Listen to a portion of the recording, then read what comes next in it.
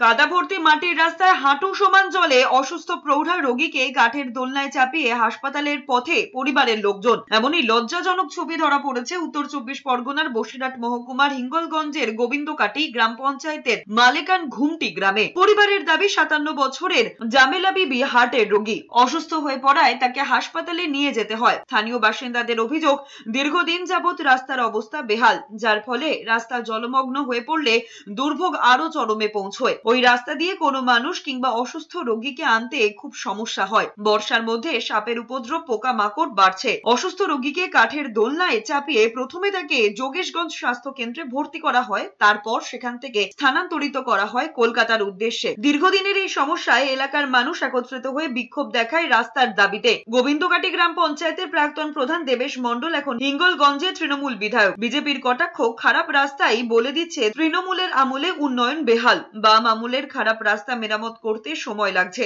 মানুষকে খেপিয়ে লাভ নেই, দায় এড়িয়েছেন হিঙ্গলগঞ্জের তৃণমূল বিধায়ক। হিঙ্গলগঞ্জের অধিবাসী হিসেবে আমাদের কাছে আজকের দিনটা খুবই দুঃখের এবং লজ্জার, যে মাননীয় বিধায়ক, যিনি 10 বছরের বিধায়ক, যিনি একসময় ওই অঞ্চলের পঞ্চায়েতের মেম্বার ছিলেন, পঞ্চায়েতের প্রধান ছিলেন, তারই এলাকার রাস্তায় তা তৃণমূলের উন্নয়ন কোথায়?